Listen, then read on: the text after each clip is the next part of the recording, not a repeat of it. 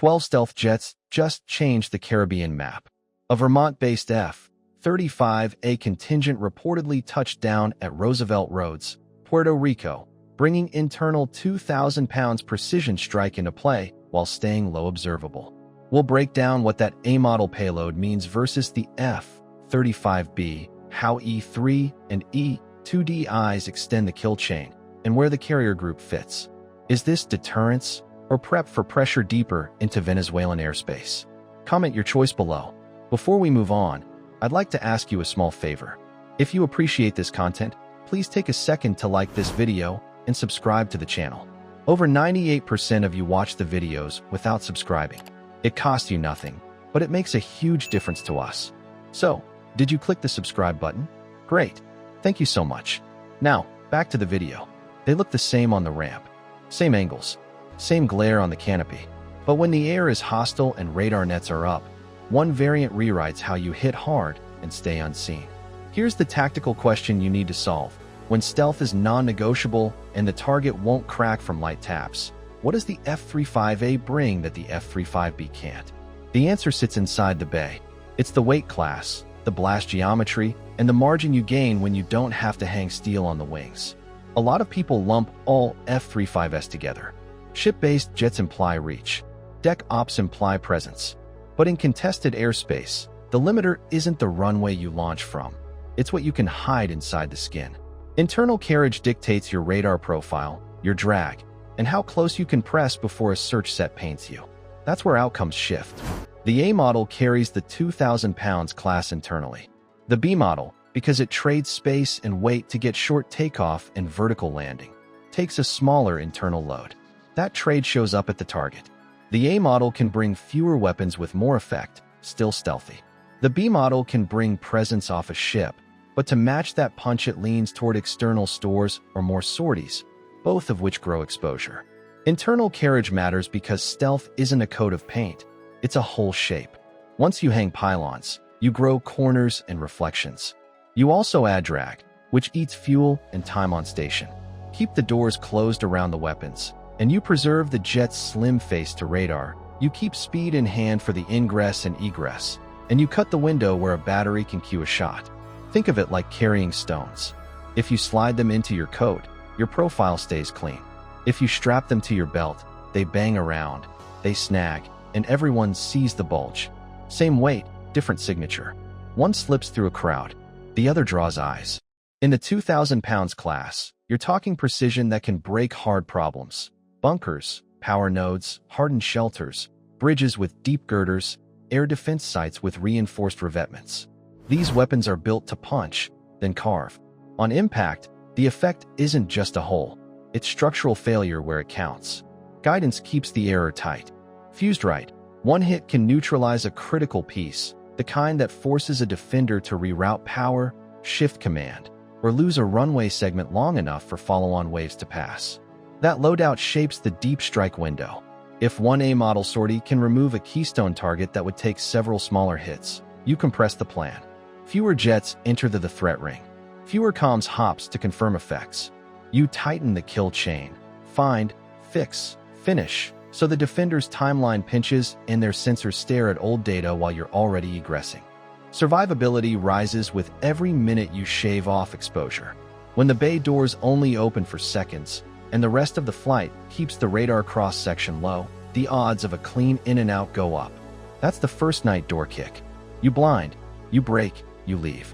Follow-on strikes can clean up, but they're not pushing into an alert, integrated web. The A model makes that first step more likely to land on target and less likely to spark a scramble you don't need.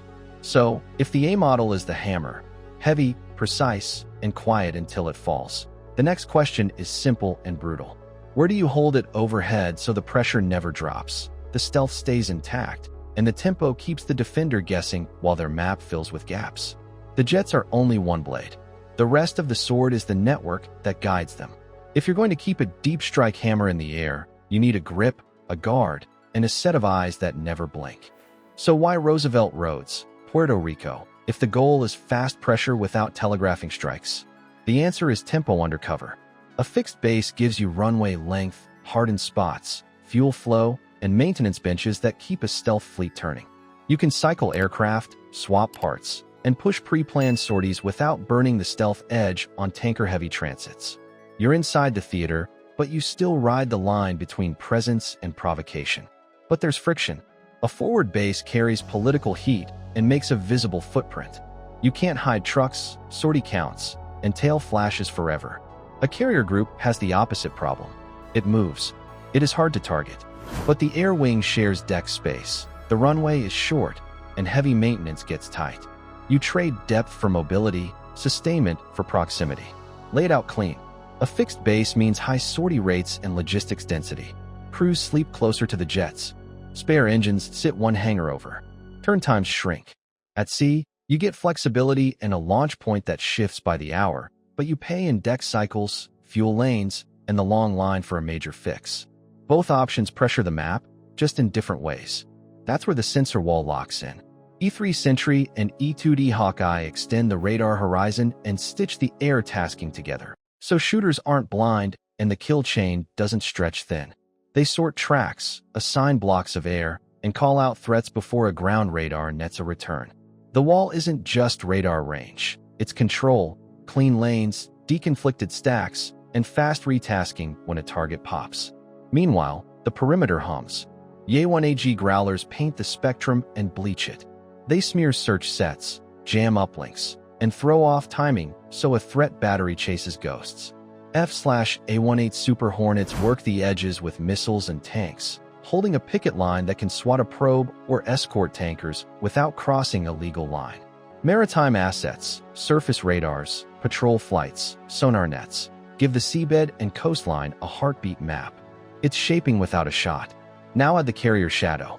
A deck like USS Gerald R. Ford brings a mobile strike bubble for Super Hornet squadrons for mass, a Growler squadron for electronic cover, an E2D squadron for airborne command, MH6ROS for subhunt and rescue, and a logistics link via carrier onboard delivery or follow-on connectors. It can surge a presence in hours, then slide out of weapon range by nightfall. That motion alone forces an opponent to hedge fuel, move batteries, and hold aircraft on alert. All of it builds a pressure envelope. Intelligence, surveillance, and reconnaissance paint movement patterns while staying at the edge of airspace. Tracks get tagged. Routes get tested. Tankers orbit outside the fence. Each pass sends a signal. Decision-makers watch the net draw tight and start to game out the next day's map, not just the next day's headlines.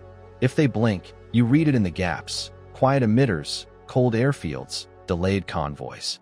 Here's the mini payoff. Puerto Rico gives you tempo and sustainment. The carrier gives you reach and ambiguity. AWACS and electronic warfare fuse the picture and blind threats long enough for a stealth strike to glide in, drop, and exit clean. It's not noise. It's a system tuned to apply pressure without crossing into a shootout by default. With staging and sensing aligned, the real question lands on intent. Does this net stand as a deterrent line, or does it stage the ladder for a deeper push if a door cracks? A-Model Stealth, a 2,000 pounds internal strike class, and a fused sensor net shift the defender's math. You cut warning time, shrink exposure, and hit nodes that force costly reroutes. That's how air campaigns tilt fast. AWACS control the flow. Electronic warfare rips gaps.